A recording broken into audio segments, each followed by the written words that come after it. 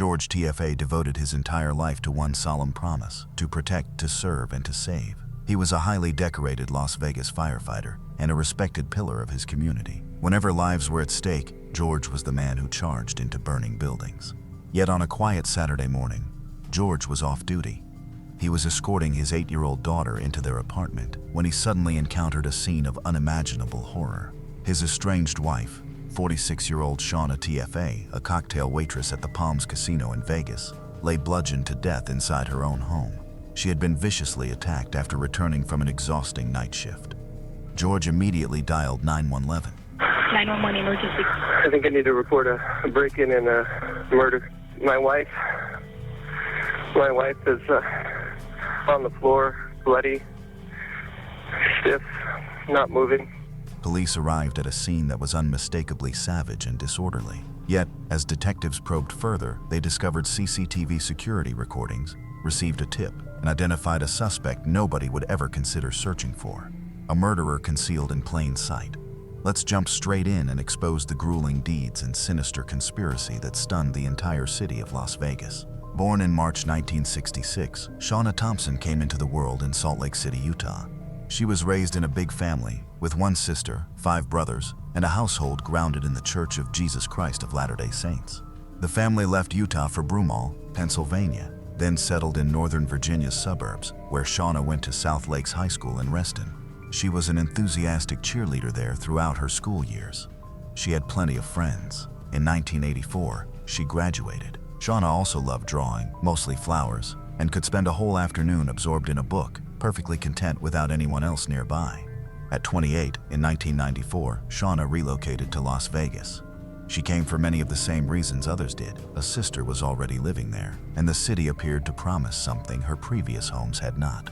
She first worked at Saks Fifth Avenue, then Neiman Marcus, selling cosmetics, developing a clientele, and making customers feel good about themselves, much as she naturally made people feel good about themselves. When the Palms Casino opened in 2001, Shauna joined from day one. In ways that even those closest to her found surprising, it became almost like home. Her sister Paula recalled that Shauna truly saw the Palms as a family environment. The people who worked there felt like family, and they watched out for one another. During 11 years, Shauna created something meaningful on that floor. Friendships, routines, a professional reputation she worked for, and nearly $100,000 annually through salary and tips. She excelled at her job, and she loved it. Shauna met George Taffy at the Palms in 2002. He was a customer there at the time. He was handsome, confident, and charismatic. George was born September 15, 1972. He was raised on a rural chicken ranch in Northern California. He attended the prestigious United States Military Academy at West Point, graduating in 1997. He served in the U.S. Army, reaching captain before receiving an honorable discharge. Following his military service, he relocated to Las Vegas and joined the Las Vegas Fire and Rescue Department. George fell for Shauna rapidly and fully. Their daughter Madison, Maddie, arrived 1 year into the relationship. 3 years afterward, in March 2006, only 3 days after Shauna turned 40, they wed in Hawaii, with just George, Shauna, and Maddie present. The first years were truly happy. Relatives and friends from both families saw something genuine and affectionate between them. They seemed well matched, and both were hardworking people. Then came the Great Recession. Las Vegas ranked among the nation's hardest hit cities. George lost considerable money when the housing market collapsed. Something inside him changed. Shauna noticed. He grew possessive, suspicious, and harsh. He told her she dressed like a when she prepared for work, saying it in front of their daughter. He watched her closely. He took control of the money. He introduced a man into their lives, a homeless handyman he had met on the street and hired for odd jobs. And when Shauna told friends that the man made her extremely uncomfortable, George continued keeping him around. Her friend Stephanie Vargas later characterized their relationship as Jekyll and Hyde. Even so, Shauna, naturally an eternal optimist, continued making an effort. She and George agreed to visit a marriage counselor. She held on to hope that the man she married in Hawaii remained somewhere inside him. By April 2012, that hope was gone. She moved out. She located her own townhouse in Summerlin, arranged it exactly as she liked, and started creating the next chapter of her life. She and George split custody of Maddie. Shauna took pride in the home. She felt proud of herself for walking away. Yet nothing in Shauna's life compared with what she felt for Maddie. Her daughter was 8 years old then. Everything Shauna did centered on her. Whenever she was with Maddie, everyone who witnessed them together said the rest of the world disappeared. She would stroke Maddie's ponytail and call her little monkey. She dreamed of the fairy tale. She had told her friends that. The picket fence, the family, the life she had envisioned. The fairy tale had fallen apart, but she was gradually rebuilding toward a life that truly belonged to her. She could never have known what was already unfolding across the city. One night in early September 2012, Shauna returned home prepared to settle into her Summerlin townhouse and discovered it had been burglarized. Someone had stolen her wedding ring and, strangely, a pair of bikini bottoms. The combination of missing belongings seemed strangely intimate, and things became even more disturbing. The intruder had left behind small-size boxer shorts. It rattled her. Her home, the place she created for herself and Maddie, suddenly no longer felt secure. Even then, Shauna did not file a police report. She simply tried to put it behind her, carry on with life, and act normal again.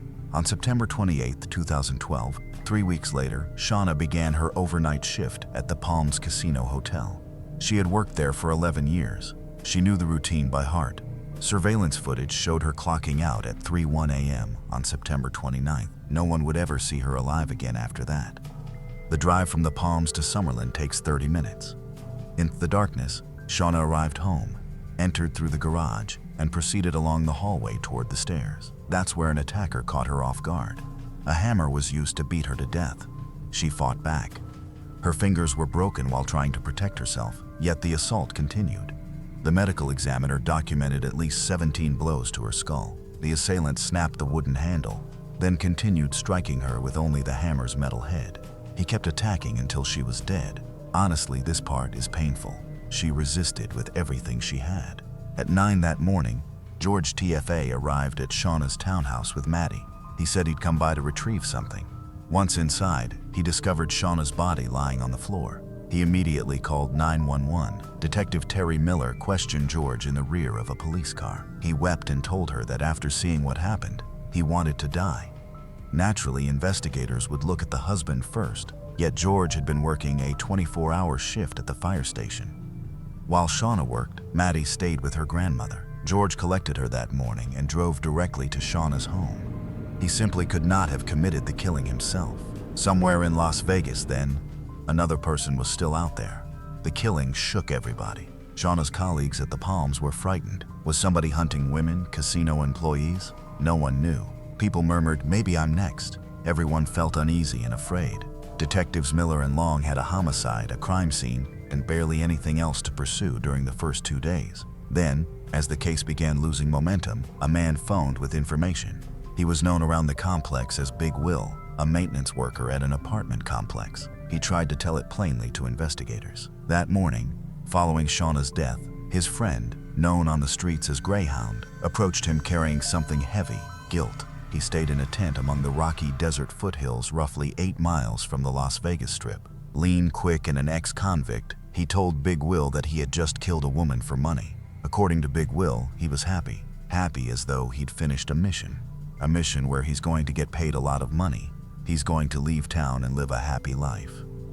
Greyhound had laughed while recounting what he'd done. He said, "I struck this woman with a hammer again and again and again until the hammer broke." Detectives Miller and Long were uncertain what to make of this tip, a tale from a man living in a desert tent told to a friend who admitted his honesty rating was 1 1/2 out of 10. Still, they went with Big Will to an Albertsons grocery store where Greyhound was known for stealing food. As luck would have it, there he stood, right beside the Chevron station next door. They approached him. Greyhound's real name was Noel Scott Stevens. He was 40 years old. He had drugs with him when police approached, which gave them reason to take him in. At headquarters, he denied everything. He acknowledged living in the desert and claimed no knowledge of a murdered woman. While he was detained, detectives began searching the foothills for his campsite. Detective Sam Smith eventually discovered something. A pair of trousers rolled up and hidden away, marked with blood. Tests confirmed the blood was Shauna Tieface's. Faced with this, Stevens' denial collapsed. He admitted he had killed her, but why? Or for whom? As police examined his phone, one contact was saved simply as George. When asked who that was, Stevens identified him as his firefighter friend. It was George Tiefeen. There had been 87 phone calls between Noel Stevens and George during the single month of September 2012. Not an occasional friendship check-in. 87 calls, more than 2 daily. Their relationship stretched back years. Stevens had first approached George on the residential street where the Tiefens lived, offering to perform yard work for a few dollars. George kept him nearby, handling odd jobs and errands. The very man Shauna felt uneasy about from the beginning, yet George kept him around anyway. At some point in early 2012, while Shauna's marriage was falling apart, as Shauna's departure and the approaching divorce started becoming a financial reality, George could not control. The character of those conversations with Stevens shifted. George talked about wanting his wife killed. He offered Stevens $5,000. He handed him a key to Shauna's townhouse. He bought a hammer. He had Stevens enter the house 3 weeks before the murder and arrange a burglary. Take the wedding ring. Give the appearance of a sexual predator. Leave behind planted evidence to establish a false trail about who might want to harm her. Investigators discovered a barcode tag near Noel's desert campsite that matched a hammer model sold at a Las Vegas Lowe's. That sent them through hundreds of hours of retail surveillance footage. What they discovered backed up what Stevens had told them. Footage showed George Tiffany and Noel Stevens together buying hammers at multiple stores, on multiple days, across multiple models. Because George Tiffany had, according to Stevens, voiced concern that a wooden hammer handle could break under impact. He wanted certainty. With the evidence mounting, detectives met with George Tiffany's mother and sister 9 days after Shauna's murder. At the conclusion of the conversation, Detective Long told them plainly George was involved in Shauna's death. They did not believe it. They were shattered. They told investigators they were entirely and absolutely mistaken. Minutes after that meeting ended, George Tiffany's phone showed an incoming call. His sister was passing along what detectives had told them. The call ended, and George climbed back into his truck. He drove onto the Summerlin Parkway and accelerated to 90 miles an hour. He struck a concrete barrier head-on. Detectives believed it was an attempted suicide. However, he survived because he was wearing his seatbelt. He was taken to a hospital, and it was there, in a hospital bed staring up at Detective Terry Miller, that she placed him under arrest. His response was simply, "Okay, the hammer shopping is the detail this case is known for, and it warrants more than a moment's attention." George Tiffany did not act in fury. He did not break down under emotional pressure and commit something he could not explain. He considered the logistics. He thought about what could go wrong and planned around it. He brought the same methodical, organized mind that had carried him through West Point and a decade of firefighting to the question of killing his wife without being caught. That is not the profile of a man who snapped, but of a man who chose. And that distinction matters because for 5 months between April 2012, when Shauna moved out, and September 29, 2012, she was living beneath the shadow of that decision without knowing it existed. The threat was not emotional instability. It was a quiet, patient scheme developing behind the scenes of her newly independent life. Noel Stevens pleaded guilty to Shauna's murder in January 2013. In exchange for agreeing to testify against George Tiffany, prosecutors agreed not to pursue the death penalty against him. He faced a minimum of 21 years in state prison. The trial of George Miguel Tiffany began in late August 2015, nearly 3 years after Shauna's death. 3 years during which her family had been living inside an open wound, waiting. On the day the verdict arrived, Shauna's family sat in the gallery wearing pink, her favorite color. Across from them sat George's supporters. His sister, Bernadette, prayed silently. George sat at the defense table expressionless and did not take the stand. His attorney, Robert Langford, had a straightforward argument. The only man proven to have wielded the hammer was Noel Stevens. Stevens was mentally ill. He heard voices. He had admitted to hallucinating, including visions of Shauna since her death. His criminal record was extensive. His own friend, Big Will, had rated his honesty at 1 1/2 out of 10. How could a jury convict a decorated West Point graduate and 10-year firefighter based on the word of a man like that? Prosecutor Pam Weckerly did not try to make Stevens the case. They made the surveillance footage the case, the phone records, the receipts. You have this defendant purchasing 2 hammers in 5 days. His ex-wife is killed with a hammer. That is not something you buy very often. Stevens took the stand. He appeared visibly fragile, and the courtroom fell silent when he entered. But once he settled, he was precise. He described in order the friendship with George, the offer of money, the house key, the instruction to stage a robbery 3 weeks before, the night he waited inside the dark hallway of Shauna's townhouse, the hammer, the moment she came through the door. What happens when you come out that door and you're holding that hammer? She tells me why I'm doing this. She says, "Why are you doing this?" Yes. Who told you to kill Shauna? George. Prosecutor Wackerly later remarked, "It seemed impossible to me that he could have invented this idea of a conspiracy with such a level of detail unless it truly happened." Approximately 40 witnesses gave testimony. 400 exhibits were entered into evidence. The deliberated for 15 hours over 3 days. On September 3, 2015, the jury delivered guilty verdicts on all 7 counts.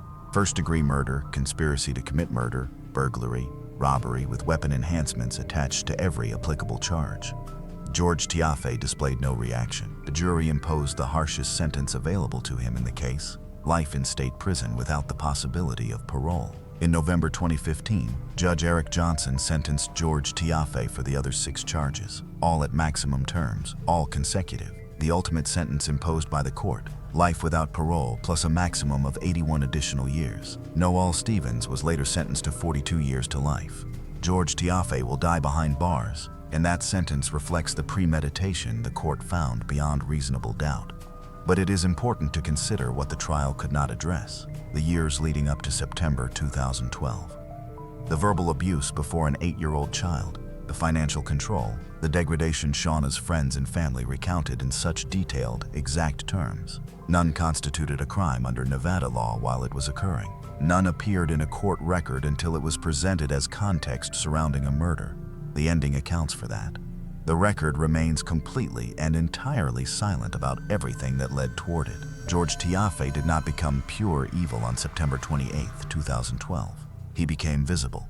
Maddie Tiafe was only 8 when her mother died, and 11 when her father went to prison.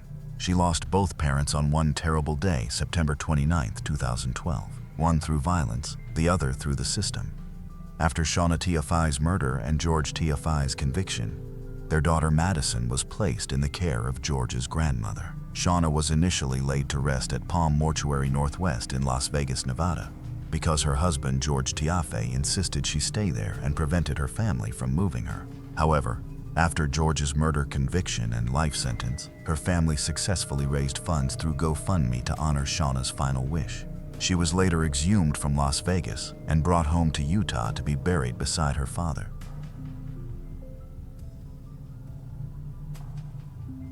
First, a disturbing story in Chapel Hill, a murder investigation in the middle of a quiet neighborhood. Early this morning, 911 got a call about gunshots near the intersection of Hillcrest Circle and Hillcrest Drive. When police got on the scene, they found the body of a young woman in the middle of the street. Police don't even know who she is. Because police are still working to identify the victim, it's making it very difficult to even start searching for a suspect in this case. As you said, this all happened very early this morning. Tonight, Chapel Hill police are circulating a limited description of the victim to the community and campus, hoping to find answers. Hey y'all, my name is Eve Carson and I'm your student body president. It's great to be in Chapel Hill. If you're a returning student, can't wait to see you again. If you're a new student, welcome to the Carolina family. At the age of 22, Eve Marie Carson was entering her senior year. She, her father Bob, mother Teresa, and brother Andrew shared a close bond while living in Athens, Georgia. Known for being curious and carefree, she spent her summers volunteering and working abroad in Ecuador, Egypt, and Ghana. Traveling appealed to her, as did the sense that she was making a positive difference in the world. And these journeys fulfilled both of those passions. She had no fear of relocating or establishing herself somewhere unfamiliar, which led her to attend university 350 miles away in North Carolina. Eve studied pre-med while pursuing double majors in political science and biology at the University of North Carolina at Chapel Hill. She had received the university's prestigious Moorhead Scholarship and later joined the Phi Beta Kappa Honor Society. Always eager for a challenge, she chose to serve as student body president at her university, declaring that she wanted 2008 to become a year centered on growth and inclusion. I, Eve Carson, Do affirm that I will preserve, protect, and defend this year will be a year of growth and inclusion, and that this year will ultimately be about critically and creatively engaging with the issues which affect all of us. Look at all these incredible students who will be embarking upon a year of service to the university and to the student body. What an amazing year this is going to be. Thank you for having me. I really want to encourage all of you guys to take advantage of the incredible opportunities that our campus offers. From Campus Y to Millennium Village Project to student television to the Daily Tar Heel to student government, there are so many incredible ways that you can get involved. I've really found that my experience has been enriched by the ways that we give back to our communities and to our campus. If I can help you, or if I can help you figure out how you want to get involved on campus, please come by and let's talk. On March 5th, 2008, at 202 Friendly Lane, 1:30 a.m., Eve's roommates had gone out for the evening. They had asked Eve to join them, yet she remained occupied with studying. There was plenty demanding her attention, and she needed a peaceful house where she could concentrate on her work. For the next few hours, Eve continued working on her laptop. At 4:30 a.m., her roommate Justin arrived back home. The front door stood open.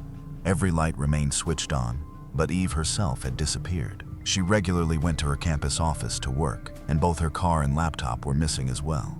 Earlier that day, she had said she might go print some papers, so perhaps that was where she had gone. Still, it was extremely late. Justin tried calling her phone, but nobody answered. Unknown to Justin, just over 30 minutes later, 911 operators were already answering distress calls from callers. Wednesday, March 5th, 2008, at 5 hours 8 minutes and 14 seconds a.m. Orange County 911, this is Baby Circle. Woke up with screams and 3 shots. Sound like a young woman. Okay, repeat the address to make sure that I have it correct. Okay, and you said you heard gunshots? 3 times. How long ago did this happen? 3 to 5 seconds. And you said you heard a female scream? 3 times, yeah. Orange County 911, this is Rob. Hi, I think I just heard gunshots outside. Okay. How many shots did you hear? 4. You heard 4? I think so, yeah. Okay. Like I say, we've notified the Chapel Hill Police Department, and you can have one come by and speak to you if you'd like. Oh, well, I'm not worried about myself. I was, Okay. Worried about whoever would be involved. Yes, ma'am. All right, we've got another call on it as well. Oh, you do? Yes, ma'am. Okay? Great, thanks. Thank you. Good day. Bye. A woman was discovered fatally shot in the center of the roadway roughly a mile from Friendly Lane. She was carrying no identification on her. Good evening, and thank you for joining us. A murder victim without an identity. Tonight, Chapel Hill police are searching for clues. Police found the woman's body at the intersection of Hillcrest Road and Hillcrest Circle around 5 o'clock this morning. She'd been shot several times. The woman's body was discovered early Wednesday morning, about a half mile from UNC's campus. Police say she'd been shot multiple times in the head. Her body was in the middle of this intersection in this usually quiet Chapel Hill neighborhood. At this point, the woman's identity remains a mystery, and in addition, officers don't have a motive or suspect. When news of the murder spread across the campus of UNC Chapel Hill through the university's alert system, it alarmed some students like Erica Littman. She initially thought a gunman was on the loose on campus. I was actually surprised that they sent it out over the alert because it made it seem like it was an immediate threat to campus. We received a couple of phone calls from students that thought that description fit somebody they knew, but we've exhausted all those leads that we have at this point and have not given her identity. It's still not been revealed. And investigators have sent the victim's body to the medical examiner's office here in Chapel Hill, hoping that might help in some way with her identification. Meanwhile, Pam, they're asking anyone with any information in this case to give them a call.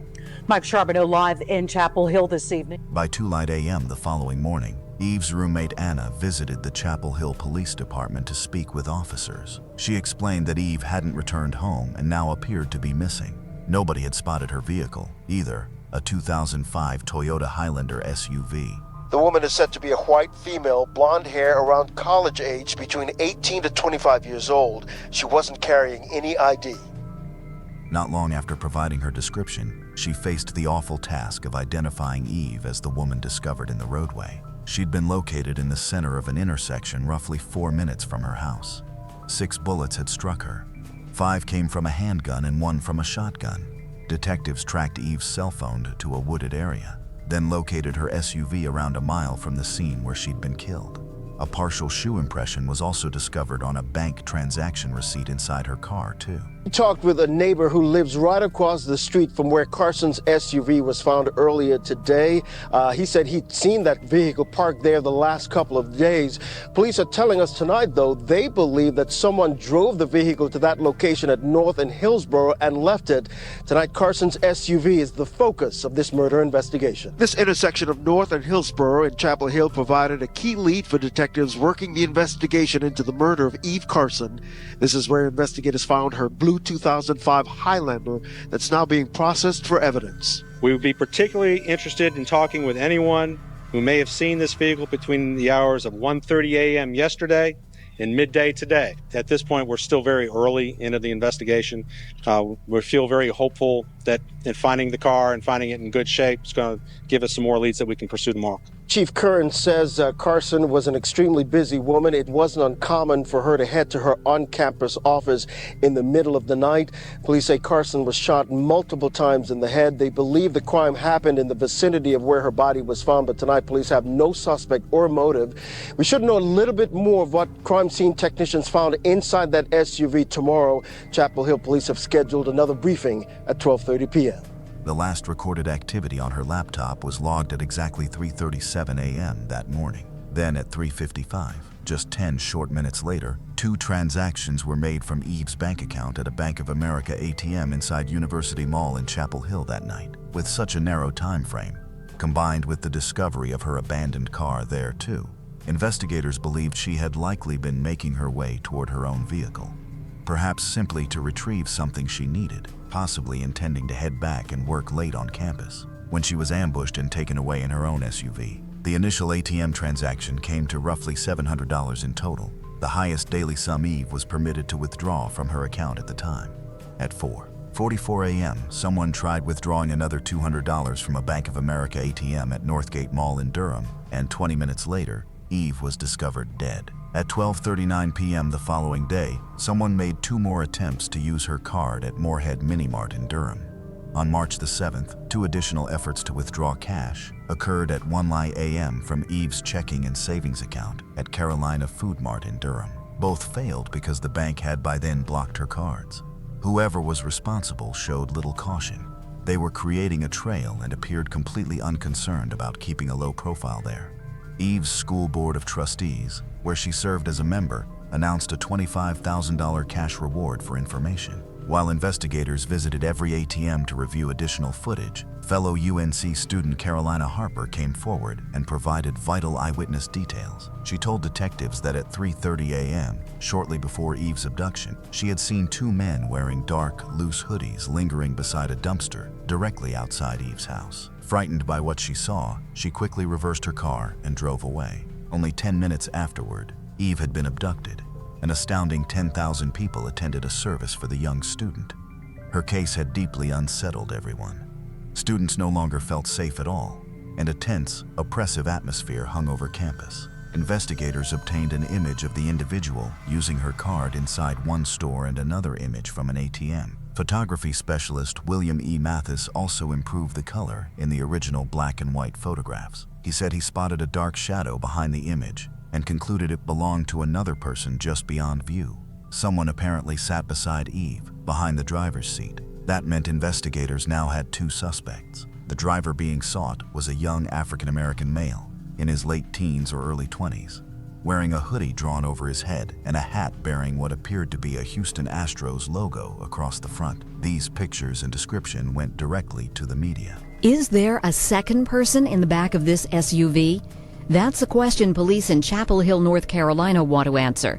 This is our strongest lead right now, and we are hopeful that we'll be able to get this guy identified. I don't want to release what time they were used at this point. These are questions that we would ask in an interrogation. Investigators also say the car he was driving looks very similar to Carson's blue Toyota Highlander. Police are calling the man in the photos a suspect. The ball cap he's wearing appears to have a vintage Houston Astros logo. Investigators hope the public can help them answer the question who he is so that he can answer their questions about Eve Carson. Within only a few days, Crime Stoppers received more than 200 calls, and before long, they had 2 names: Demario Atwater and Lawrence Levette Jr. Both men were already very familiar names to local police officers. 21-year-old Demario Atwater had previous criminal convictions on record for robbery, assault, trespassing, and marijuana possession with an intent to sell. Just 2 weeks before Eve's murder, he was arrested for carrying a gun while on probation. He had been released on a $10,000 bond and was due to appear back in court, but a courtroom scheduling file error caused that hearing to be pushed back. Lawrence Lovett Jr. also had a significant juvenile criminal record, including breaking and entering and larceny. He was only 17 years old and on probation when Eve was murdered. Shockingly, earlier in 2008, he had been charged with the murder of a student, Abhijit Mahato. A state report later determined that Lawrence's supervision had involved serious failures, including a failure to conduct criminal record checks, and he remained out and about despite being charged with such a grave offense. Plenty of people were coming forward with information about the two men, and one acquaintance, Jason McNeil, told investigators that Lawrence had phoned him on March the 4th and asked him to drive both he and Demario to Chapel Hill, but Jason was simply busy then. Lawrence called Jason again on March the 12th and asked for a pickup from him. Lawrence said he was desperate to leave the area because Demario was, quote, going to tell. Jason then admitted that Lawrence and Demario had been sitting in Lawrence's mom's car on Friendly Lane. They watched as Eve climbed into her vehicle. Lawrence took the driver's seat while Demario climbed into the back, pointing a gun at Eve's head. They drove around trying to take money out, with Eve calmly and bravely telling them they did not have to continue what they were doing. They could take whatever they wanted from her, but just spare her life. Eve did not panic and attempted to reason with them, asking them to pray with her. Even during those terrible final moments, she showed them nothing but grace and kindness. But Lawrence said they killed her in cold blood because she'd seen their faces, so she had to go. Lawrence shot her 4 times with the handgun, while Demario fired the 5th and fatal shot from the shotgun. Along with the CCTV footage, investigators found that Lawrence's phone had connected to a cell tower approximately 0.3 miles from Eve's home. His DNA was also found inside Eve's SUV, too. On March the 12th, police arrested Demario, charging him with first-degree murder. Lawrence was located the following day and charged as well, too. They were indicted on further charges of first-degree kidnapping, first-degree robbery with a dangerous weapon, felonious larceny, possession of a firearm by a felon, and felonious possession of stolen goods. Demario was additionally indicted for possession of a weapon of mass death and destruction. He also faced federal charges of carjacking resulting in death, carrying and using firearms in relation to carjacking, being a felon in possession of a firearm, and possessing a shotgun not properly registered to him. The state said it would be seeking the death penalty for Demario, but because Lawrence was only 17 at the time, the same could not be said for him. As noted, Lawrence had also been charged with killing Duke University PhD student Abhijit Mahato, who had been murdered earlier that year. His friends found him shot in the head inside his apartment near the Durham campus. Good evening, everyone. I'm Larry Stogner. The jury in the Lovett trial took a break today while attorneys held an evidence hearing. The state's key witness says Lawrence Lovett admitted he's a killer. While Lawrence Lovett maintains his innocence in the shooting death of Duke grad student Abhijit Mahato, the state's key witness says otherwise. It was said that he had shot the man, but he put a pillow to the gun. Shanita Love was a key player in the Eve Carson case. The former girlfriend of Lovett's co-defendant Demario Atwater says her relationship made her privy to Lovett's conversations. Here she describes driving to work after the Mahato murder with Lovett in the car. When we were passing by, when we were going down Anderson, the apartment complex is on the left-hand side. And so we looked in, well, he looked in that direction, and we all basically kind of looked, and he said that there was like no activity as far as a crime scene. The jury would hear none of this testimony as both sides await a decision from the judge. Prosecutors are hoping to portray Lovett as a killer on a crime spree before and after the murder. But the defense is fighting to keep Shanita Love's testimony out, saying her story changed under police pressure. Lawrence, however, would be acquitted of murder in that case. And, tragically for Abhijit's loved ones, his case remains unresolved. The trial in Eve's case was now approaching, but before proceedings began in May 2010, Demario Atwater pleaded guilty to state charges including first-degree murder, robbery with a dangerous weapon, first-degree kidnapping, and possession of a firearm by a felon. By entering this plea, he escaped the death penalty, receiving life imprisonment without parole for murder, plus a concurrent sentence of 23 to 29 years for armed robbery, kidnapping, and firearms charges. He apologized, while his lawyer said that if a death sentence could bring Eve Carson back, he would have accepted it. 1 year later, Lawrence finally stood trial. The first question is, has the jury reached a unanimous verdict as to each charge? Yes.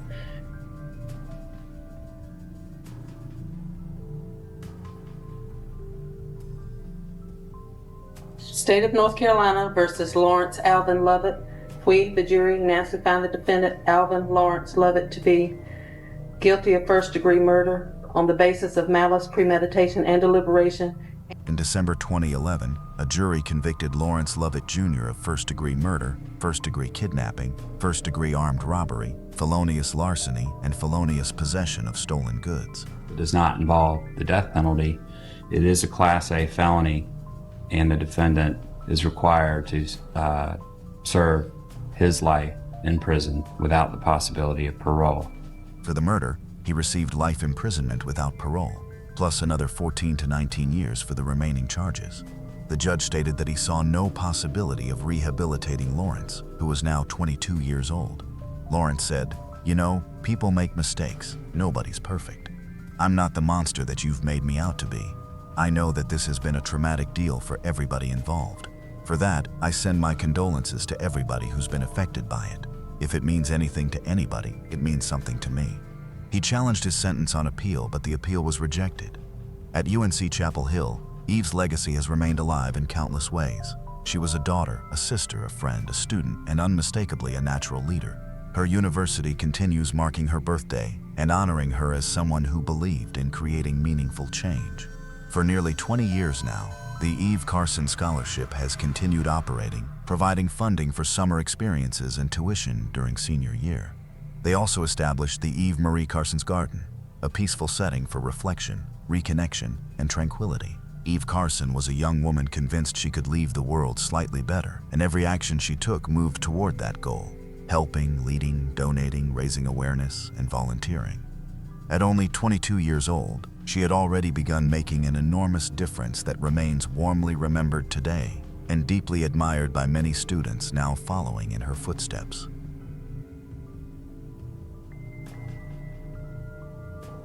On December 3, 2016, patrol officers discovered an abandoned 1992 Oldsmobile running along the shoulder of the Route 35 bridge in Belmar, New Jersey. The keys remained in the ignition. Its owner, 19-year-old Sarah Stern, had vanished. It appeared to be a textbook suicide, a devastating plunge into the icy waters of the Shark River, yet there was no body beneath the surface. The true horror wasn't inside the river. It wore the face of her childhood best friend, who had scheduled her execution on his phone. Neptune City rests along the New Jersey coast, a working-class borough where salty air peels paint from seaside houses, while winters sting with a wet, freezing wind. Here, Sarah Stern struggled through the turbulent passage from adolescence into adulthood. At heart, she was an artist, a young woman who experienced her surroundings almost completely through a camera's lens. Her days were spent creating independent YouTube videos, drawing, and imagining a future in digital media. Her personality was magnetic, though occasionally unpredictable. She drove a weathered 1992 Oldsmobile 88, favored oversized hoodies, and had an intensely trusting nature that naturally attracted marginalized kids into her circle. Yet beneath that bright, creative exterior rested a deep, enduring grief. In 2013, her world was permanently shattered. Her mother, Laura, endured a brutal, exhausting battle with melanoma and lost. Sarah was just 16 when the foundation beneath her life gave way. Her father, Michael, did everything possible to preserve stability and normalcy at home. Yet without her mother, Sarah began seeking an emotional anchor. She leaned intensely on her closest peers, transforming them from ordinary high school friends into a surrogate family. She desperately needed protectors and confidants, people capable of grounding her whenever the trauma of her mother's death became too heavy to bear alone.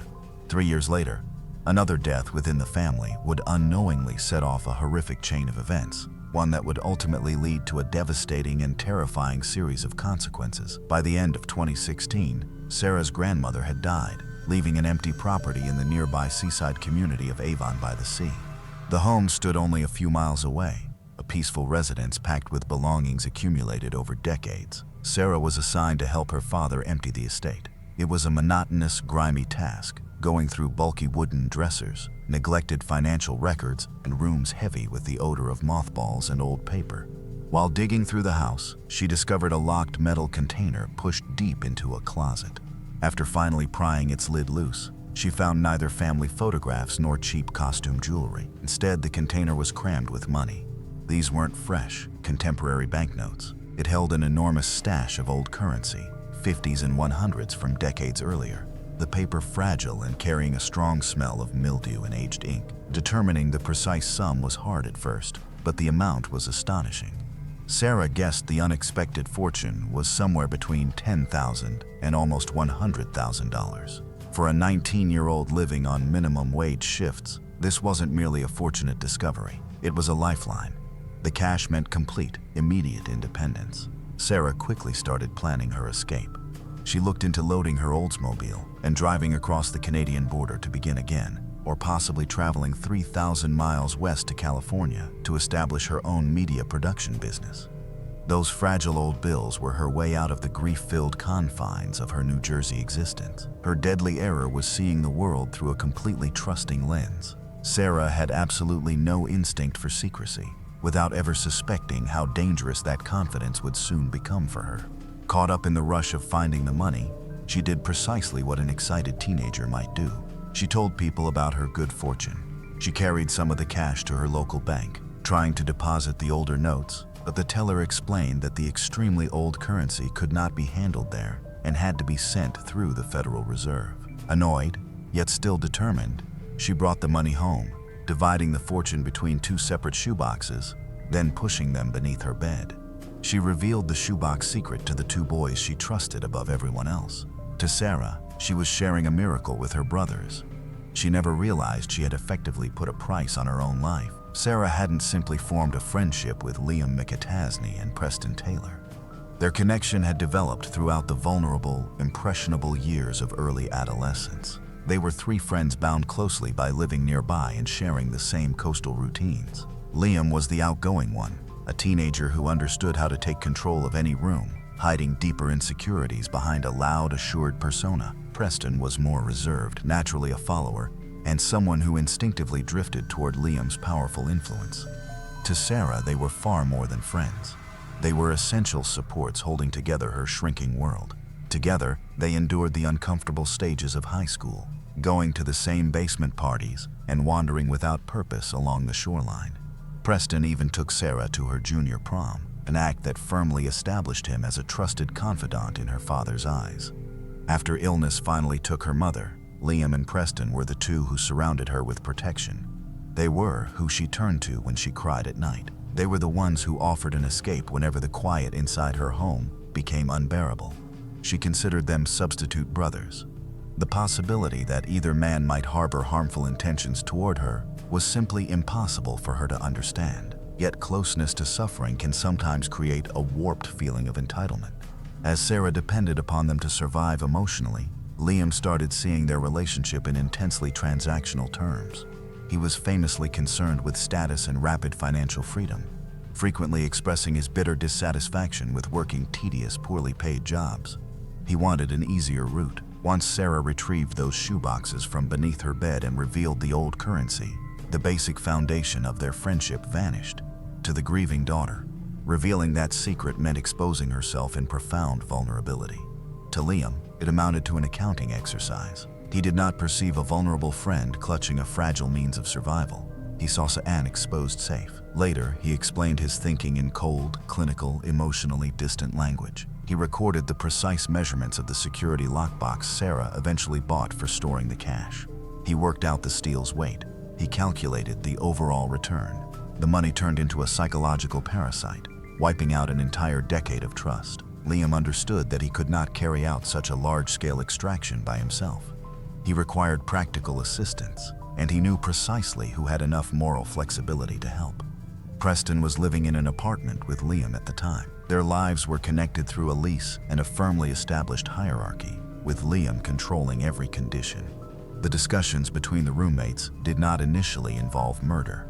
Instead, they began as imagined complaints about what was fair. Liam deliberately nurtured resentment, telling Preston their friend was reckless with her newly discovered fortune and failed to understand the real worth of what she had taken from the dusty closet. He justified stealing it by portraying the cash as abandoned, forgotten property that should belong to whoever had enough ambition to claim it. Preston accepted the distorted reasoning without offering any resistance. Liam promised him precisely $3,000. It was a shamefully small price to assign to someone's life, yet sufficient to guarantee his complete cooperation. Inside the darkness of their shared apartment, the plan gradually developed. What started as an intended burglary changed into something deadly. Liam argued that simply taking the lockbox would cause her to immediately direct police toward them. Since she had revealed the money to only a few people, to secure a clean escape, the only guarantee was making certain the lone witness would never talk with a detective. Moving from abstract plotting into actual pursuit happened with startling speed and a profoundly predatory intent. Liam started tracking his childhood protector, charting her everyday routines. He observed when her father departed for work, working out the precise periods when the residence would be completely isolated. He even stopped at her home under the pretense of ordinary visits, quietly studying the property's arrangement, gauging the distance between the front entrance and street, and checking the lockbox's structural strength. His manner was methodically emotionless. With his roommate, he discussed strangulation mechanics, researching exactly how long a human brain would require to succumb to oxygen deprivation. He activated a timer on his phone, imagining the brutal procedure. He wanted to determine precisely how many minutes he would need to withstand the physical struggle before her heart ceased beating. They planned the disposal as well. They chose the Route 35 bridge over the Shark River because of its considerable height and rapidly moving, freezing currents. A leap from that height could readily be labeled a tragic suicide, fitting neatly with her established history of profound depression after her mother's death. Liam planned to exploit her emotional trauma, turning her deepest wounds into his ultimate alibi. During the weeks before the ambush, he kept up a perfect, horrifying facade. He texted her often, spent time in her living room, and gave her emotional support while carrying the plan for her killing in his pocket. He showed none of the usual fears associated with crimes planned beforehand. There was neither doubt nor a struggle with conscience.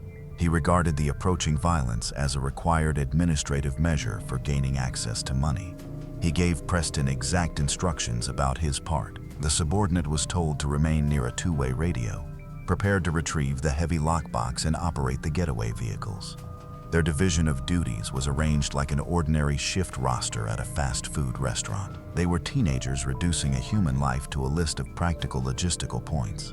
Meanwhile, the intended victim remained utterly unaware of the predator seated beside her on the couch. She kept preparing for her cross-country departure, excitedly sharing her itinerary with the very person assigned to make sure she never escaped the state. She trusted him with her future, her fears, and all her savings, never realizing he had already begun the timer on his phone. December 2nd fell on a Friday. Along the New Jersey coast, temperatures stayed near 40 degrees Fahrenheit as a wet, cutting wind swept inland from the Atlantic. It was the sort of dull, cloudy afternoon that drove people inside, leaving Neptune City's residential streets mostly deserted. Within a cramped apartment, the scheme shifted into actual execution. The two young men coordinated their movements. The main attacker tucked two inexpensive disposable walkie-talkies into his jacket. He told his roommate to stay on Channel 4 and wait for a particular signal. If the radio suddenly came alive, that meant the physical attack was complete and the extraction stage had to start. The subordinate nodded and settled onto the couch, completely prepared to wait through a murder from his own living room. Reaching the target's house took under 10 minutes. The perpetrator sent a text beforehand, inventing an ordinary reason for visiting. He said he only wanted to hang out, perhaps watch a movie and catch up. The victim, alone inside the quiet house because her father was out of town on business, welcomed his visit. She opened the front door and invited her childhood friend inside. The living room felt warm. The television murmured behind them. She sat down on the couch, focused on the screen, entirely at ease inside her own home. The predator took the seat beside her. He did not attack right away. Instead, he let the ordinary scene continue without raising any suspicion whatsoever for several minutes, casually watching television while watching the street through the front window.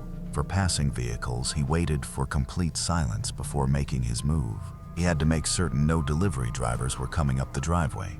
He needed the entire perimeter to remain secure. Once he finally acted, there was no dispute. There was no abrupt confrontation or yelled warning. The shift into violence happened instantly. He sprang forward. From behind, he cinched his forearm around her neck. He tightened his grip. He pressed as hard as possible against the carotid artery. The victim resisted fiercely. Her survival instinct kicked in. She scratched at his arms, striking her legs against the coffee table, struggling for air that never arrived. The family dog, sensing the overwhelming terror inside the room, started barking frantically, circling the violent struggle across the carpet. The attacker remained calm. He never relaxed his grip. With his other hand, he reached inside his pocket. He removed his smartphone. He touched the screen and activated the digital stopwatch. He wanted to record the precise length of an execution. The physical fight was savage, chaotic, and disorderly. He pulled her from the couch, using his body weight to hold her against the floorboards. Her kicking gradually weakened. Her hands fell. The frantic, desperate scratching against his skin began losing force. The digital figures glowing on his phone continued steadily climbing. 1 minute, 2 minutes. He kept the chokehold. He monitored the timer. He sustained the crushing force well after her body became completely limp, coldly and clinically, making certain the physiological process of asphyxiation could not be reversed. Once the stopwatch reached 30 minutes, he finally broke his hold. The room fell completely quiet, except for the dog's whimpering. The target had been eliminated. The lone witness was now completely gone. He slowly rose, his muscles sore from the extended effort. He did not contact his accomplice at once. Midday disposal logistics were far too dangerous. The sun remained overhead, and neighbors could readily glance from their windows. Instead, he seized the lifeless body by both arms. He pulled her through the rear door, dragging her over the icy patio. He pushed her far into the thick, tangled bushes along the property boundary, hiding her beneath loose soil and dead branches. Afterward, he immediately went into the bathroom. He cleaned his face. He carefully inspected his neck for scratches. He was scheduled to work, and he planned to clock in. He left the house, abandoning his best friend dead beneath the dirt, then spent the following hours completing an ordinary shift. He spoke with coworkers. He waited on customers. He kept an entirely blank, ordinary demeanor. He relied on his job as a solid, verifiable alibi for the afternoon, showing a degree of compartmentalization that experienced detectives would later consider deeply disturbing. Once the evening shift finally finished, the operation began again. He spoke into the walkie-talkie. The signal went through. The accomplice reached the property after darkness had fallen. The pair entered the vacant house and immediately went straight toward the bedroom. Their target was the heavy steel lockbox. They removed it from its concealed location. It weighed nearly 50 pounds, a solid metal cube filled with brittle vintage currency. They took it through the front entrance, placing it inside their vehicle's trunk. They did not pause to carefully tally the proceeds. The body's physical evidence still had to be dealt with. They went into the backyard. By then, the air was bitterly cold, with temperatures falling quickly toward freezing. They dragged the victim from the bushes. Rigor mortis had already started, leaving the body rigid and extremely difficult to move. They required her own vehicle for the final staging. The weathered 1992 Oldsmobile 88 sat in the driveway. They pulled open the passenger door and forced her into the front seat, fastening the seatbelt to hold her upright. Just before midnight, the convoy set out. The plan demanded careful driving. The mastermind steered the Oldsmobile, sitting only inches away from the body of the girl who had trusted him. Behind him, the accomplice followed in another vehicle. They traveled along the shadowy, winding coastal roads, heading straight for the Route 35 bridge in Belmar. There was no traffic anywhere. The streets became dark strips of asphalt running through the sleeping seaside communities. Soon they reached the bridge's highest point. The structure rose above the Shark River, with a 50-feet fall into swift, freezing currents flowing toward the Atlantic Ocean. The mastermind guided the Oldsmobile onto the slim shoulder and shifted the transmission into park. He kept the engine running. He kept the keys hanging from the ignition. The two men acted with panicked, hurried speed. Their exposure atop the raised bridge was enormous. A passing patrol cruiser could spot them immediately. They opened the passenger door. They released the belt. Gripping the victim's arms and legs, they pulled her lifeless weight from the cabin. The coastal wind tore across the concrete span, chilling their hands while they dragged her toward the steel railing. They lifted her upward. The body felt heavy, stiff and unwieldy. For a split second, they steadied her atop the cold metal before shoving her ahead. She dropped quietly into the darkness. A far-off, heavy splash followed as she struck the black water below. The current seized her at once, carrying her outward toward the ocean. The men stayed only long enough to act, then raced to the second vehicle and threw themselves inside. The tires shrieked over the asphalt as they fled the bridge, abandoning the Oldsmobile with its engine running. They went back to their apartment. They secured the door. The men set the heavy steel safe onto the living room table before finally forcing it open. The vintage currency scattered across the inexpensive wood surface. Through the first hours of mourning, they counted the blood money, fully certain they had carried out the perfect crime. What first drew the passing patrol unit's attention was the running engine of the weathered sedan. It was the cold, early morning hours of Saturday. The elevated bridge spanning the river stood completely empty, except for the vehicle carelessly parked along the southbound shoulder. Its hazard lights were off. The driver's door remained closed, though unlocked. The keys were still inside the ignition, while the engine produced a soft, steady hum against the coastal wind. The cabin itself was vacant. Officers quickly ran the license plates. The registration led to a nearby local address only a few miles away. Leaning over the thick concrete barrier, patrolmen aimed powerful tactical flashlights down into the turbulent black water 50 feet beneath them, looking for disturbances on the surface or the vivid color of a winter coat. They saw nothing except the relentless, frothy tide pulling toward the Atlantic Ocean. Within hours, the normally quiet borough was shaken awake by unmarked cruisers arriving. Investigators approached and knocked at the family's front door. The father had just returned from his trip out of town when he received the sort of news capable of permanently paralyzing a parent. He learned that his vehicle had been found abandoned on a bridge infamous for fatal jumps. Authorities needed to determine her state of mind. Law enforcement's immediate working theory was painfully simple. A gifted young artist, burdened by the deep unresolved trauma of her mother's death, had supposedly driven to the county's highest point and given herself to the icy currents. It was a straightforward, believable account requiring no complicated forensic explanation. Yet her father's instincts strongly resisted that clinical conclusion. He maintained that she had been making definite plans. Her attention had been fixed on the future, arranging a cross-country relocation and mapping out an entirely different life. The idea of an impulsive suicide simply contradicted the forward direction she had been deliberately creating. Regardless of his objections, preparations for an extensive recovery mission began. Dive teams donned thick thermal neoprene before descending into the punishing 39 degrees water. Underwater visibility was almost completely absent, leaving only cloudy, swirling brownness. Divers depended solely upon touch to navigate, tracing the muddy riverbed littered with debris while battling a rip current that continually threatened to carry them toward the open sea. Overhead, Coast Guard helicopters sliced across the dull winter sky, making low-grid passes over the inlet as marine crews towed high-frequency sonar equipment across the bottom of the harbor. Days stretched into weeks. The water gave up absolutely nothing. Meanwhile, as the official search grew larger, the social reverberation inside the close-knit community became overwhelming.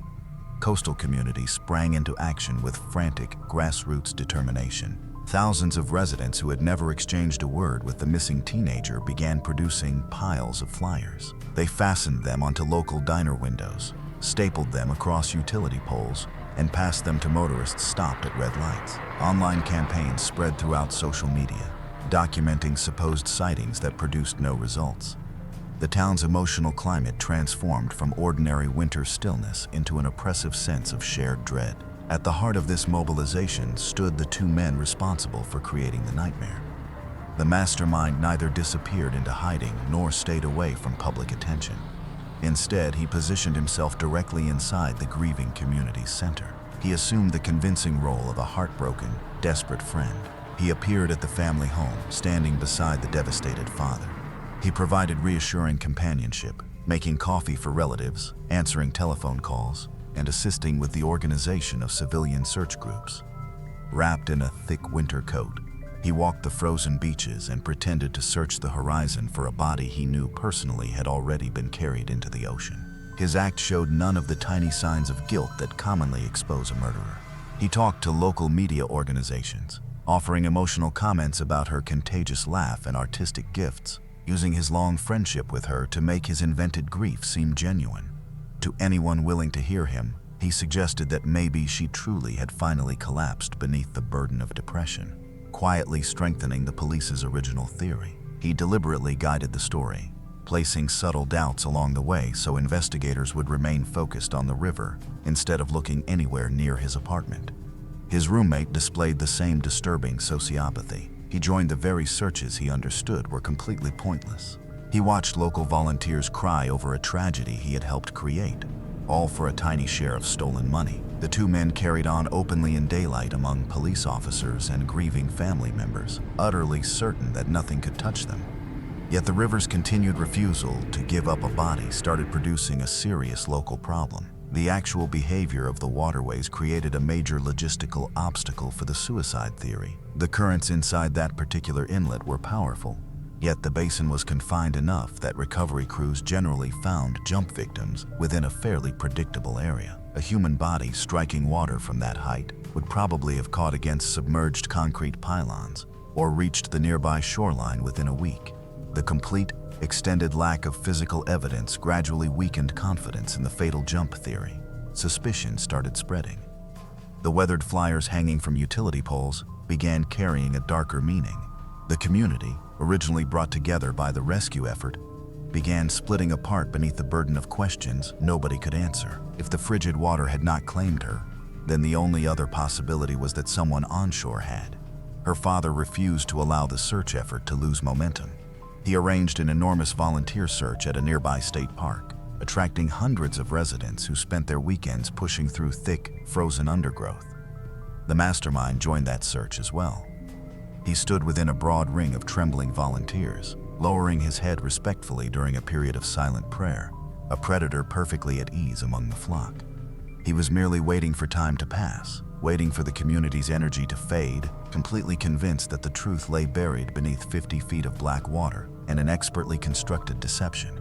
With no body, no secondary crime scene, and no hostile witness, detectives had to work through a painful maze of dead ends. They obtained financial records, looking for unexpected bank withdrawals or transportation ticket purchases that could indicate the 19-year-old had managed to carry out her cross-country escape. The accounts remained completely inactive. They examined cell tower pings, but those records only established that her phone stopped transmitting near the bridge. Investigators carried out standard interviews with people inside the victim's close circle. The childhood friend who had actively helped organize civilian search efforts sat across from experienced interrogators and gave a polished, rehearsed performance. He supplied precisely the story they already suspected, presenting a convincing image of a grieving daughter who had simply broken beneath the relentless emotional burden of losing her mother. He kept unwavering eye contact. He regulated his breathing. The detectives recorded his account without any hesitation. He was classified as an exceptionally cooperative witness, useful to the investigation rather than someone under suspicion. The case effectively stalled, locked beneath the winter freeze. The crucial breakthrough came neither through sophisticated forensic work nor an unexpected change in ocean currents. It emerged from a delayed moral reckoning. In late January 2017, almost 2 months after the Oldsmobile was discovered idling, a local 19-year-old named Anthony Curry entered a police precinct. He was an amateur filmmaker, recognized around the borough for creating independent horror shorts. He arrived carrying a heavy, frightening secret. He told detectives that several weeks before the disappearance, he had been involved in an informal conversation with an acquaintance. That acquaintance had proposed what sounded like a gritty concept for a new film. The story centered on a scheme to choke a wealthy female friend, take a heavy lockbox packed with inherited money, then stage the aftermath by hurling her body from the Route 35 bridge to make the death appear suicidal. At that point, the filmmaker believed it was merely grim creative brainstorming. He dismissed it as morbid fiction. Yet when the pitch's exact, unusually specific details appeared in real life, the imagined horror turned into unmistakable fear. He provided police with the aspiring screenwriter's identity. It was the same seemingly helpful, mourning friend who had been distributing missing person flyers around neighborhood diners. Detectives understood how precarious the circumstances were. An odd discussion concerning an imaginary film storyline was purely circumstantial. It could not support a murder charge, particularly in a jurisdiction where there was no corpse. They needed the predator to incriminate himself willingly on tape, unaware that his audience was no longer the same. The investigative unit contacted the filmmaker and suggested a dangerous undercover operation. He would have to serve as bait. On January 31st, technicians carefully outfitted the informant's private vehicle with hidden high-definition audio-visual recording gear. Tiny cameras were concealed inside the dashboard and cabin upholstery, recording every conceivable view of the passenger seat. Microphones were adjusted to overcome engine sounds and capture even the quietest whispers. The informant was told to ask the suspect into his vehicle under the pretext of catching up, drive without destination through the dark coastal streets, and gradually guide their discussion toward the missing woman. The mental strain on the young informant was enormous. He had to remain inches from someone he now considered a calculating murderer, keeping an easy, ordinary manner while sending audio directly to a surveillance van nearby, filled with federal agents. The target opened the passenger door and climbed inside the wired car. The setup was complete. During the next hour, what detectives heard through the live feed amounted to a lesson in cold sociopathy. The suspect required neither forceful prompting nor expert questioning. He was eager to boast. He regarded the killing not as a terrible moral violation, but as an extraordinary logistical accomplishment. He took immense pride in his operational skill and wanted to explain how he had succeeded to someone he regarded as a fellow creative. Through concealed microphones, investigators listened in shocked silence as the young man methodically destroyed his own alibi. He supplied horrific, precise details about the afternoon attack. He recounted the exact 30-minute period he had tracked on his phone while maintaining the chokehold inside her living room. He described the victim's frantic fight for survival, observing with utter detachment that the family dog had barked wildly nearby. The recording caught him griping about the tremendous physical effort needed to pull the body through the back door and push it into the frozen soil. He casually explained that his roommate had watched the walkie-talkie and assisted in carrying the corpse onto the bridge's concrete span. Yet the confession's emotional center was not remorse. It was deep financial resentment. He angrily told the informant that the enormous payday he had expected turned out to be completely illusory. The heavy steel safe contained nowhere near the $100,000 he had anticipated. The final amount barely reached $10,000. Making his frustration worse, the vintage notes were badly deteriorated, tacky, fragile, and reeking of mildew. He confessed that he had burned much of the old currency in a fire pit because he worried the outdated serial numbers would trigger suspicion among bank tellers. He had killed his closest childhood friend, shattered several families, and exposed himself to lethal injection, all over a few $1,000s in deteriorating, worthless paper that was barely worth anything at all. He even laughed over the dashboard speakers, commenting on the bitter irony of such a meager payout and ridiculing the victim for failing to resist more fiercely during her killing. The detective inside the surveillance van had heard enough. The careful, grieving friend persona had been permanently destroyed on recorded tape. Paperwork for a double arrest began before the suspect had even exited the wired vehicle. Both arrests were carried out at once. Confronted with the crushing evidence on the surveillance recording, the subordinate immediately broke down. He accepted a plea deal, officially becoming a state's witness in return for a maximum prison sentence of 18 years. He personally led detectives back to the exact sites of the ambush and bridge, verifying every horrifying logistical detail recorded on the wire. Yet the ocean never gave back the physical evidence. The 2019 court proceedings created an especially difficult challenge for prosecutors, who had to obtain a homicide conviction without a corpse. Defense lawyers attempted a dramatic reversal. They claimed the dashboard confession was merely an elaborate, invented audition recording, a grim performance created specifically for the informant's forthcoming movie project. It was a desperate argument that fell apart completely once the jury heard the recording. The defendant's voice carried a chilling, ordinary cruelty through the courtroom, complaining about the poor condition of the vintage currency while casually confirming the stopwatch duration of the strangulation, leaving no reasonable doubt. He was convicted on every count, including first-degree murder, and permanently removed from society through a life sentence without the possibility of parole. The Shark River never returned the remains to the tide, yet the enduring horror of this case is not found in the icy currents or an empty steel lockbox. It lives within those final suffocating minutes on a living room floor. She did not die resisting an unknown intruder in darkness. Her final conscious moments were spent looking into the eyes of the boy who had promised to protect her, dying with the devastating realization that her survival meant absolutely nothing to him.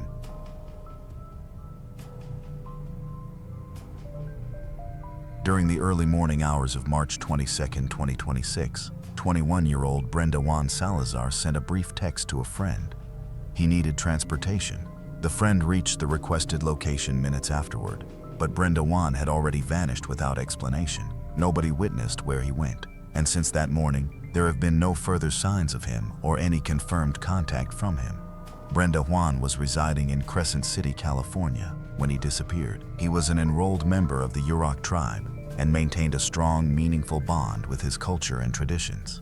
His cousin, who serves as the tribe's chairperson, said Brenda Juan loved traditional singing and frequently participated in ceremonial dances. Relatives said he was deeply proud of his heritage and background.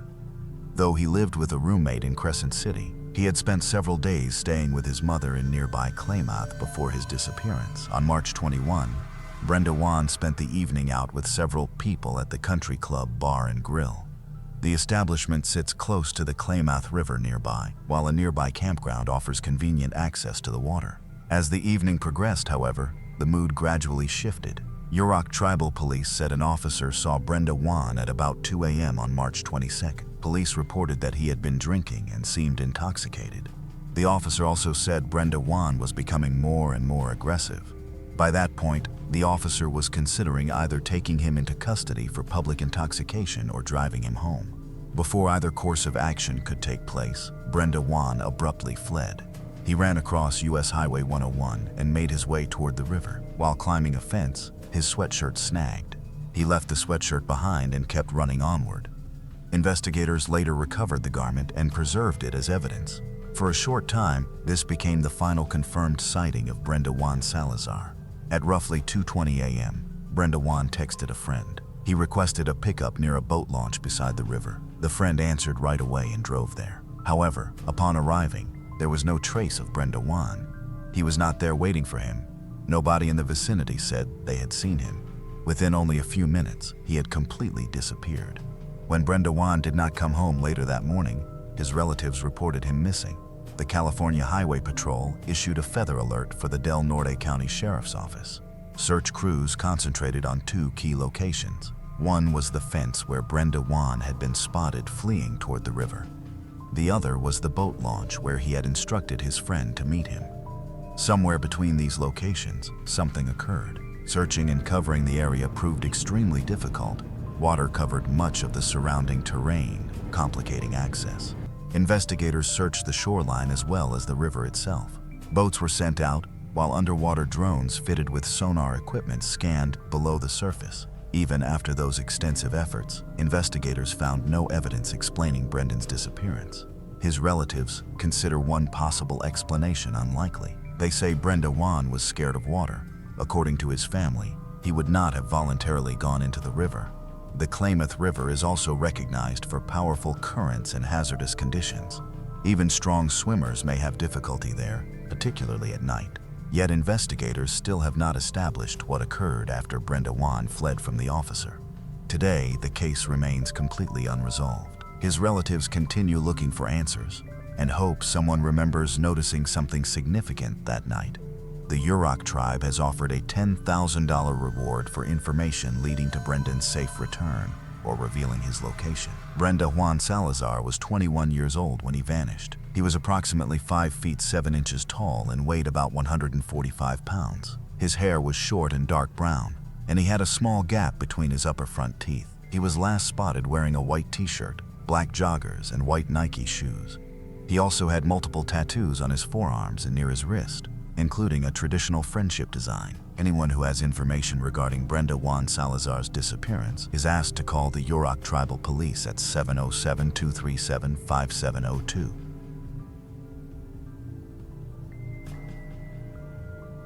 The woman discovered here was merely one among many who either disappeared or endured abuse at the hands of the man residing in this house. 2 years later, the decomposed remains of these 11 women were discovered inside, causing neighbors to realize that the terrible odor that had been hanging in the air wasn't coming from a sausage factory, but from this very house, which eventually became known as the true House of Horrors. The case was so deeply unsettling that even following his acquittal, many people still continued believing the so-called Cleveland Strangler had more than 11 victims. That's because numerous other killings in this town remain unsolved to this day, and every victim was female. So today, we remember them, because no troubled upbringing can ever excuse what they endured. And once you hear the complete story, you'll understand precisely why. His name was Anthony Soule, the man you watched casually explaining how he killed his victims in that video. And like countless serial killers before him, he came from a deeply troubled background. That painful history shaped his warped perception of women, viewing them as nothing more than mere objects he could torment, abuse, and murder. Anthony was among 7 children born to Claudia Garrison, a single mother struggling to care for them all. But tragedy came when one of Claudia's daughters, Anthony's sister, died, leaving 7 children of her own behind with nowhere else to stay. They moved into Claudia's home, bringing the household's total number of children to 14. You may have heard the old rhyme about the lady who lived in a shoe and had so many children she didn't know what to do. But this was far from a nursery tale. According to Anthony's niece, Leona, one of the 7 children forced to move in, their time inside that house was nothing short of absolute misery. Claudia inflicted vicious beatings and constant abuse on them, while her own 7 children stood by and watched. During one of the most horrifying episodes of her childhood, Leona remembered how Claudia, the very woman meant to protect and care for her, made her strip naked before brutally beating her. In a later interview, Leona recalled this terrifying experience. Yet the nightmare did not end there at all. Claudia's own children were reportedly protected from the worst of her anger.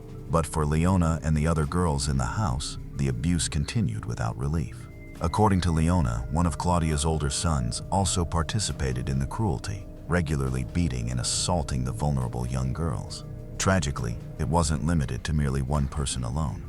Reportedly, other male relatives living there joined them, producing a cycle of horrific violence and trauma. Leona also disclosed that Anthony Soule was frequently silent throughout these terrible acts. He never once stepped in to help. Instead, he would sit nearby and watch as the abuse unfolded directly before him.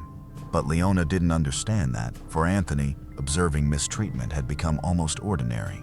Raised in a household where abuse happened every day, he began copying the cruelty around him. Shockingly, when he was just 11 years old, he began molesting his own 10-year-old niece, Leona's sister, forcing her to endure the same suffering he had witnessed, perpetuating the cycle of pain that had been embedded in their home. Fast forward to January 24, 1978. Anthony entered the United States Marine Corps. Surprisingly, he performed exceptionally well in the military overall. During the following 7 years, he established a truly impressive record, receiving multiple Good Conduct medals, certificates, ribbons, and letters of appreciation. By every account, his military career was marked by discipline, hard work, and accomplishments. After his honorable discharge in 1985, Anthony went back to Cleveland and stayed there for some time afterward. For a while, he appeared to lead a fairly ordinary everyday life, but that illusion collapsed 4 years later in 1989, when he committed his first documented violent offense.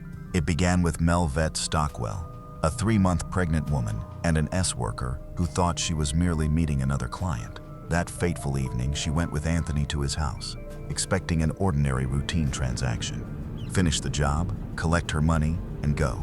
But he wasn't like her usual clients. The very moment they entered, the friendly act vanished completely. Anthony's whole attitude changed.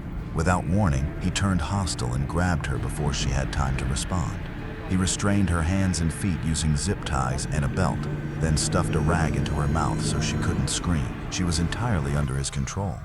Then, suddenly, he stopped. Rather than assaulting her immediately, he said he planned to feed her before killing her.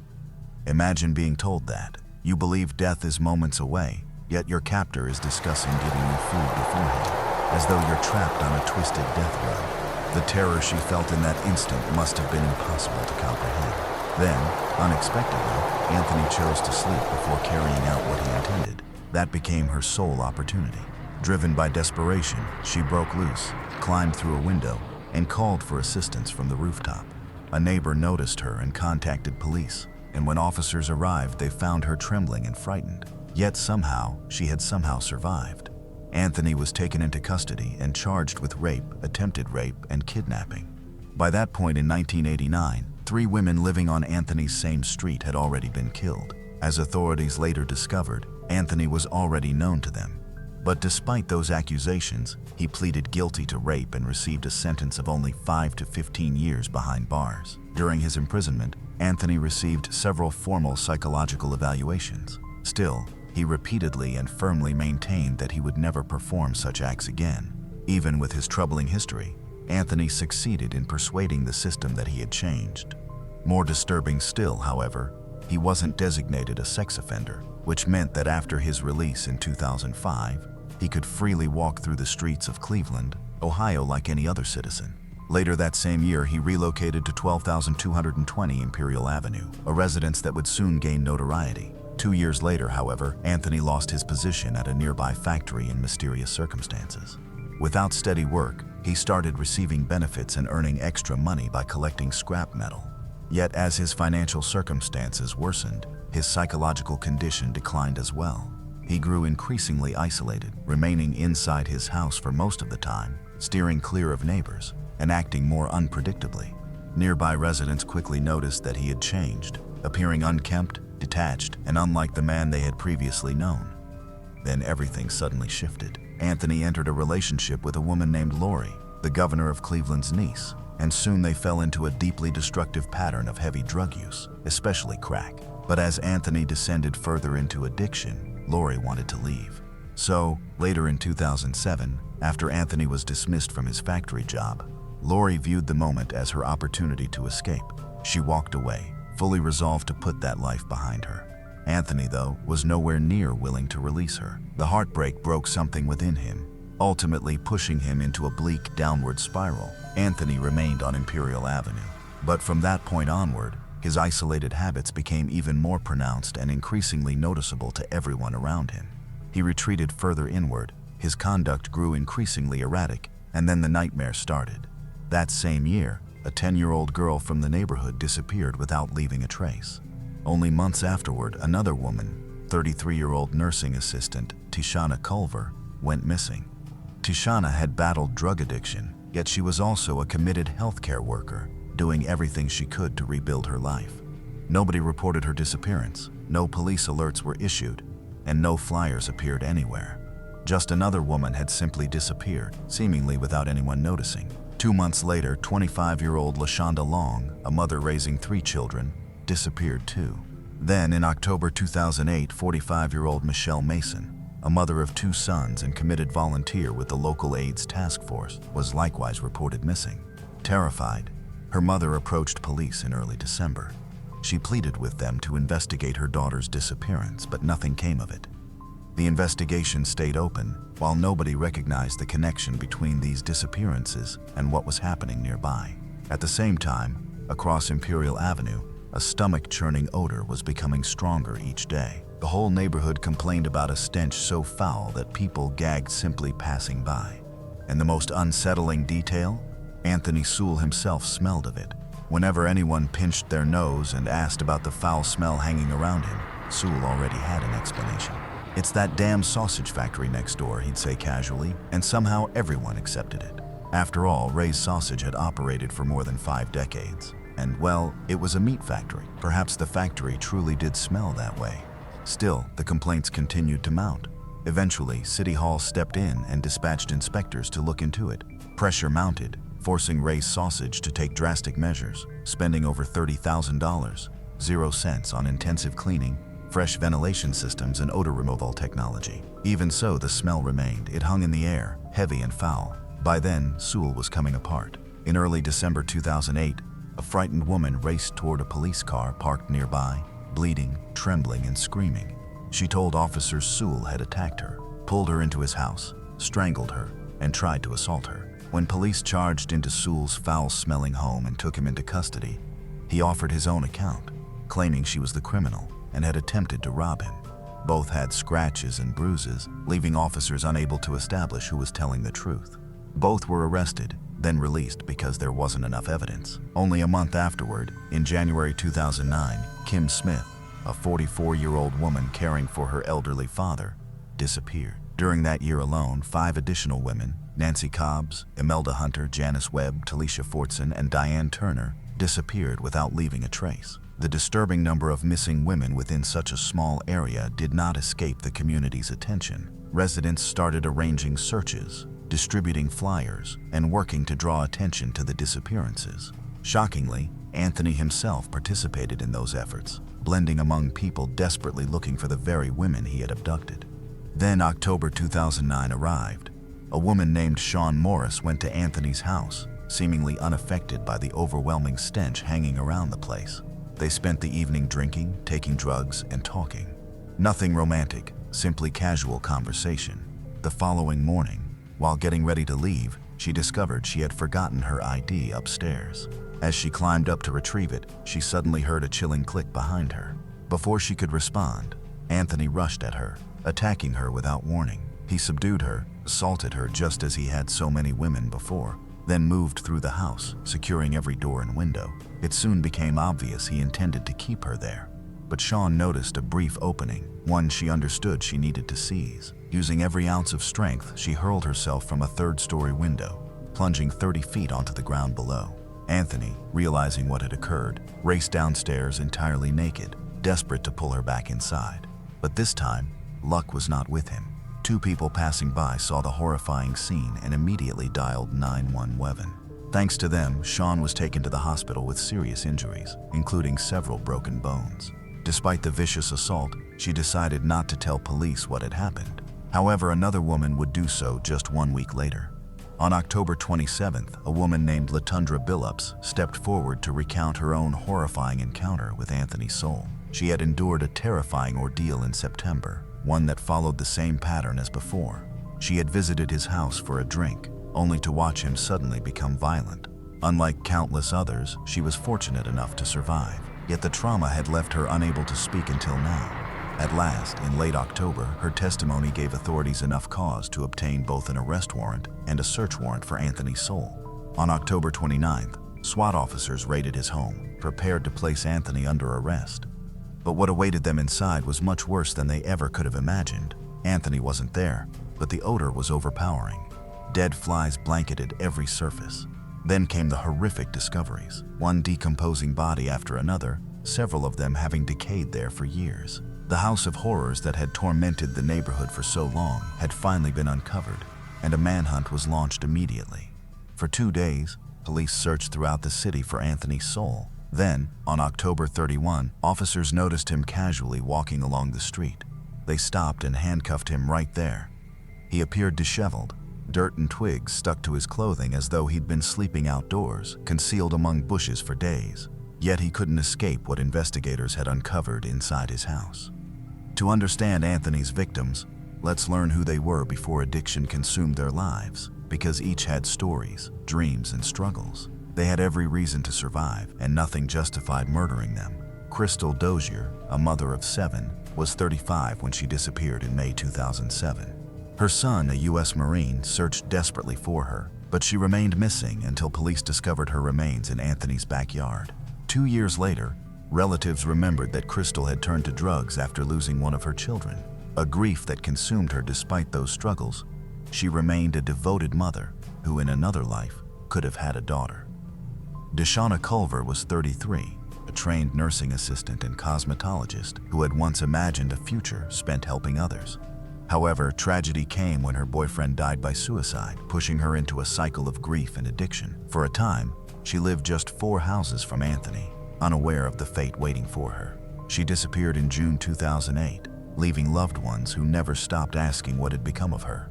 LaShonda Long, only 25, was the youngest among Anthony's victims and a mother of 3. She disappeared 3 months after Deshauna. No one even submitted a missing persons report for her, a heartbreaking example of how addiction can separate its victims from the support they desperately need. Her remains were never completely recovered. Only her skull was discovered in Anthony's basement. Meanwhile, Michelle Mason had worked hard to rebuild her life. At 45, she was living with HIV and had struggled with heroin addiction, yet she refused to allow those hardships to define her. After surviving a shooting, she devoted herself to helping others. working with an AIDS outreach program while concentrating on her children. She disappeared on or around October 4th, 2008. Another life filled with courage and hope was suddenly and tragically ended. Tonya Carmichael was a mother, a survivor, and tragically the first victim identified from Anthony Sewell's House of Horrors. Although she battled substance abuse, her loved ones never stopped caring about her. When she disappeared in December 2008, they knew something was wrong. Tanya's mother acted immediately. Within a week, she reported her missing, desperate for answers, but police saw only another black woman with a drug problem and failed to treat the case seriously. Even after her abandoned car turned up near Sewell's neighborhood, they overlooked the warning sign. Years afterward, forensic testimony revealed the brutality of her death.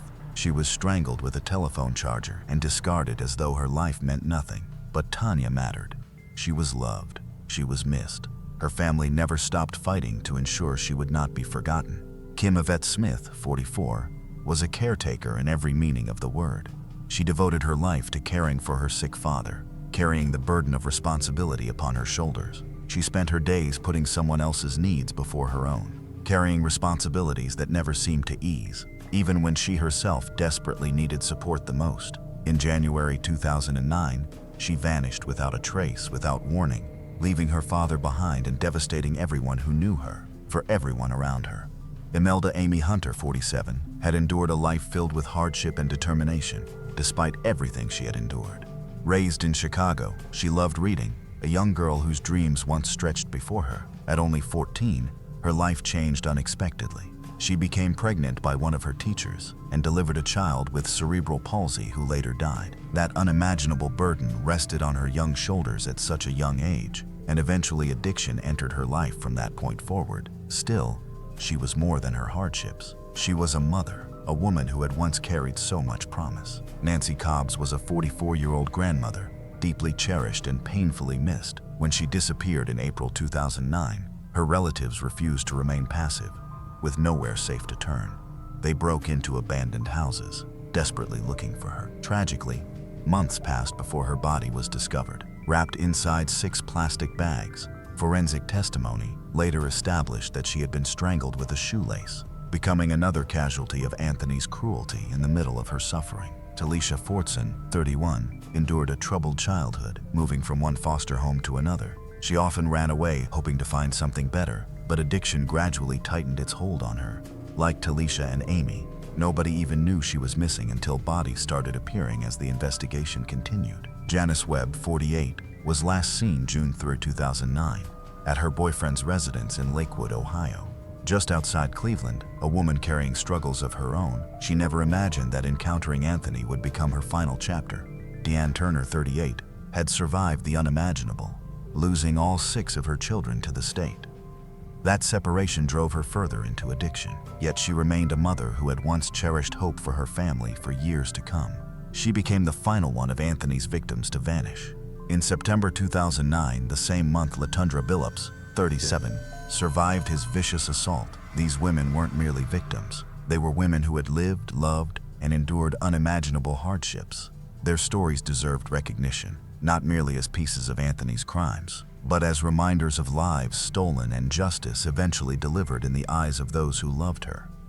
What's especially heartbreaking is that when authorities finally captured Anthony's soul, he was 50 years old, meaning decades had already passed while he lived freely and committed these crimes undetected. His arrest on October 29, 2009, marked only the start of a lengthy legal battle throughout the painful proceedings. Soul's trial was originally set for June 2, 2010, but a succession of postponements followed. His defense lawyers claimed they required additional time to prepare, examine thousands of pages of evidence, and study hours of surveillance footage recorded from a neighboring property. The trial moved to September 7, then February 14, then May 2, and finally June 6, 2011, when proceedings at last began in the end. Soul faced 85 charges, including 11 counts of aggravated murder and 74 counts involving rape, kidnapping, abuse of a corpse, and tampering with evidence. His original plea was not guilty by reason of insanity, but he later changed it to simply not guilty. Despite efforts to avoid responsibility, the evidence against him was overwhelming. Survivors took the stand, Forensic experts described the horrific condition of his home, and jurors saw disturbing photographs of the crime scene. On July 22, 2011, following weeks of testimony, jurors convicted him on all but 2 counts. The verdict was unmistakable. Anthony Soule was a serial killer who preyed upon the most vulnerable women in his community. At sentencing, prosecutors argued that Soule displayed no remorse for what he had done. The jurors agreed. On August 10, they recommended death, and 2 days later, Judge Dick Ambrose affirmed their decision. Soule received a death sentence. On September 14, 2011, he was moved to death row at Chillicothe Correctional Institution, a stark reversal of the freedom he had once exploited to terrorize his victims. Soule and his lawyers spent years submitting appeal after appeal, claiming that excessive media attention, a closed courtroom, and inadequate legal representation for so many years had deprived him of a fair trial. The Ohio Supreme Court rejected his appeal in December 2016, and after he brought the case before the United States Supreme Court in 2017, the justices declined to hear it. By May 2020, Soule had exhausted every legal avenue. Then, before the state could execute him, fate intervened at last. On February 8, 2021 at 61, Soule died inside a prison hospital from an unspecified terminal illness. Some speculated about liver failure or cancer, but authorities never released an official cause. He may be gone, but the nightmare he left behind remains, a chilling reminder that he not only took lives but lived among the dead, sleeping beside his victims' bodies. The trauma he caused didn't vanish when he died. It continues weighing heavily on the community. In fact, in 2021, 5 surviving victims of Soule bravely told their stories publicly, revealing the horrors they endured and the failures that allowed them to happen. And here's the hard reality. Back then, when Black women disappeared, law enforcement barely seemed to react. And let's be honest, this wasn't an isolated case. We've covered several cases much like this, including another notorious strangler from Charlotte who also killed 11 Black women. The warning signs were everywhere, yet officers failed to connect them. Was it negligence or simply indifference?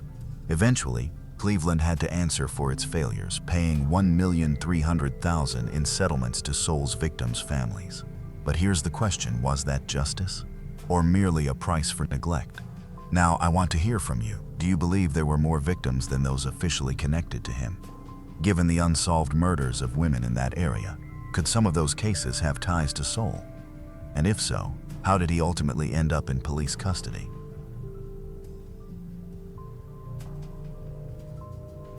Saqwaf. As the 1990s drew to a close, 39-year-old Saqwaf and his wife, 41-year-old Samar, were living the American dream. The Wafs had moved to the United States from Syria during the 1980s. They opened the Forest Discount Food Store in the Windy Hill neighborhood of Jacksonville, Florida.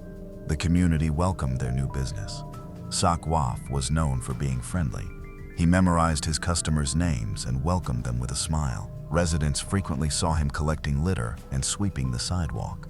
The Wafs took pride in employing new immigrants and refugees. Their store became a neighborhood treasure. They were active members of their mosque, the Islamic Center of Northeast Florida.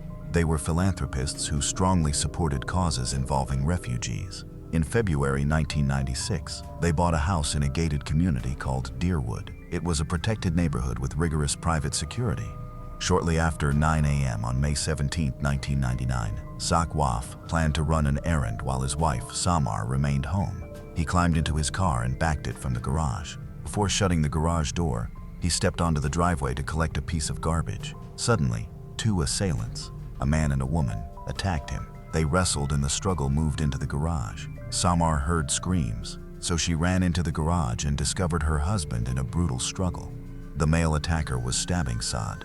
Samar hurried to aid her husband, but the female assailant seized her and started fighting her. Samar bit the woman on the upper arm hard enough to make it bleed. The man stopped attacking Saad and helped the woman overpower Samar. They forced her inside the house. They threatened to shoot her husband unless Samar handed over all the money she possessed. She handed them $500 from her purse. The female intruder said she knew they made weekly bank deposits. She also knew they had not made their deposit that week. She ordered Samar to hand over the money concealed inside the house. They threatened to shoot her unless she cooperated. The man pressed a blade against her throat and cut her. Samar took them to a kitchen cabinet where the money was concealed. The attackers seized $30,000 in cash. They then duct-taped her hands together, covered her mouth with tape, and fastened her to a chair. Then they escaped carrying the money. Samar eventually managed to free herself. She hurried into the garage and found her husband still fairly conscious. Paramedics took him to the University Medical Center. 39-year-old Saad Kuaf died at the hospital. Police could not determine how the home invaders had entered the gated community. Security in Deerwood was notoriously strict. Even residents had trouble when bringing guests. The community maintained a guard shack at the entrance. Everyone entering or leaving had to stop there. Police retrieved records from the guard logs and canvassed the neighborhood. One neighbor said she had spotted a red Jeep Cherokee on the morning of the attack. She had been walking her dog and saw it parked outside the Kuaf's house. Later, it drove past her while she continued walking. Samar gave police a description of the female assailant, which resulted in this sketch. Because the couple knew about the deposits, police believed they might have been connected to the couple's store. However, the store employees did not recognize the woman shown in the sketch. She was neither a former employee nor a customer. Investigators had reached a dead end, and the case went cold. In 2003, 4 years after the fatal home invasion, blood samples from the crime scene were sent to a DNA lab, producing 2 profiles. However, neither DNA profile produced a match. In 2014, another DNA test was conducted using tissue discovered beneath Saad's fingernails. The DNA sample was entered into the FBI's combined DNA index system, but there was no match. In 2018, 19 years after the murder, police revisited the case. The evidence was submitted to Parabon Nano Labs for analysis, and they conducted genetic genealogy. On June 5, 2020, police learned they had identified the sources of the DNA belonging to the 2 suspects, and it shocked investigators. It was the DNA of William Robert Baird Jr. and his ex-wife, Melissa Jo Schaefer. The shocking part was that Baird was a fellow police officer. He had worked as a detective with the Jacksonville Sheriff's Office. At the time of the murders, he was a 24-year veteran of the Sheriff's Office. In 1999, Baird served as an Intelligence Division detective. He also had a connection to Saad Kuaf. At the time of the home invasion, Baird had been severely SOD as part of an investigation conducted with the FBI. Saad was suspected of limiting his deposits to avoid mandatory cash transaction reports. Depositing just below $10,000 each time allowed him to avoid those reports. This presumably explained why the Kuaf family had so much cash in their home. Because Baird was surveilling them, he knew about the money. After retiring in 2002, Baird became a private investigator.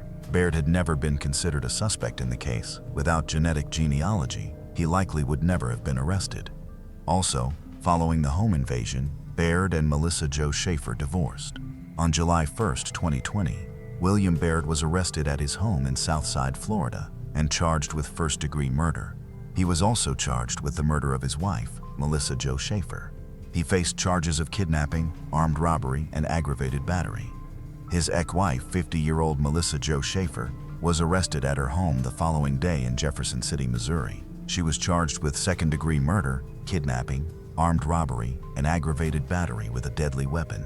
Schaefer quickly admitted her involvement in the home invasion, and she agreed to testify against Baird in exchange for a plea deal. But ultimately, her testimony was unnecessary. To avoid the death penalty on September 28, 2021, William Baird pleaded guilty to murder.